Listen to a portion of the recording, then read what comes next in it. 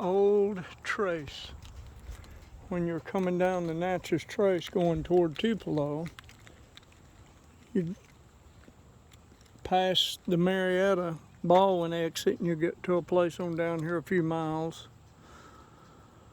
called the Old Trace. Much of the Old Trace has been abandoned by the start of the Civil War. However, the war did leave its mark on the trace, as it did upon the rest of the South, as soldiers marched, camped, and fought along portions of the historical old road. A 5-minute walk of the Old Trace here takes you to a grave sites of 13 unknown Confederate soldiers, a mute reminder of bygone days and of the great struggle out of which developed a stronger nation. United States Department of Interior National Park Service. What I want to show y'all is how the National Park Service treats these 13 unknown soldiers that fought for the South. Come on, Sadie. Now look, I got a nice concrete little walk here.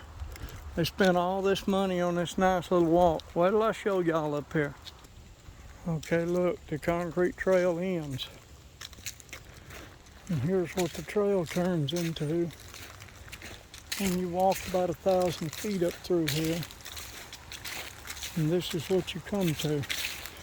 Now there's the path there that goes on down to the Old Trace, I guess. Somebody's brought a chair up here. But here's the 13 unknown soldiers. Were they some of Shiloh's wounded who retreated here in 1862 to die beside the Natchez Trace? Did they serve under the daring General Nathan Forrest, who passed this way in 1864, or were they guarding the Tupelo headquarters of J.B. Hood's Army of Tennessee near the end of the Civil War? We may never know. Tradition holds that the unknown graves in front of you belong to Confederate soldiers who marched and camped along the stretch of the Old Trace. Perhaps they died of wounds or the lingering hunger, poverty, and sickness in the army camps.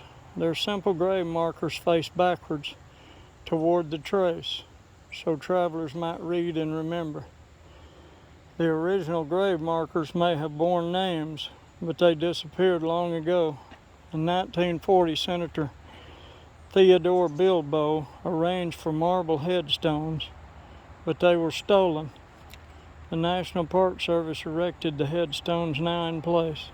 That's absolutely pathetic that someone would steal markers because they were marble. Grave markers. That's absolutely unreal. But what's unreal to me is that these soldiers played in this picture here are laying right here in the dirt. They fought for the South and they're laying right here. We don't know their names. We don't know anything, but they don't have a fence around them. They don't have any slag on top of them or grass. You know, this should be really important right here. This should have a fence around it and should have Bermuda grass in it. And when they cut the trace, they should have to come up here with a little small mower or something and take care of this. And this is pitiful. Here you've got 3, 4, 5, 6, 7, 8, until up to 13 of them that died for the country. And their markers are backwards toward the Old Trace. So where's the Old Trace at? That road right down there?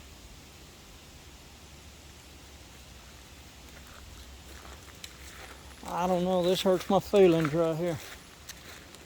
It truly does. Somebody's brought a bunch of Confederate flags up here and stuck them there for them. But that hurts my heart right there. Pretty bad. Pretty bad. That ought to have a fence around it and grass on it and respect these 13 people that gave their life for me.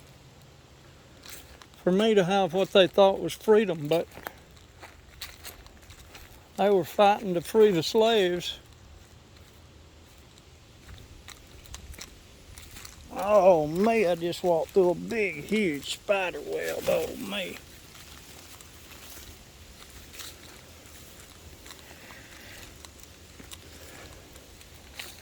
So I guess that road right there is the old trace or something. I don't know.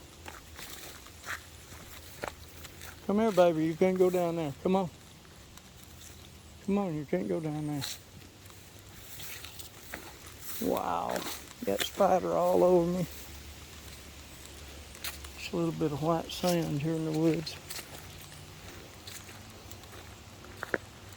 You know, the thing I think about these soldiers, whether it had anything to do with slaves or not, it had to do with principle. And they were fighting for their principle, because they didn't have to fight. These 13 right here that were or were not wounded or whatever were here by themselves. And all they had to do was go their own way. Nobody would ever know whether they fought or not.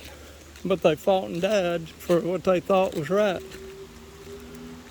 More than likely, they probably had some kind of sergeant along with them to give them orders and to keep them all organized. And this was a small band of men on their horses or afoot, who knows. It just really hurts me. Horrible. Oh, look, I found a cow ant. What they call a cow killer. And it's after me, but I want to show it to y'all. It's what they call a cow killer. That right there, they say, will horribly, horribly hurt you. Well, I gotta go. I'll see y'all.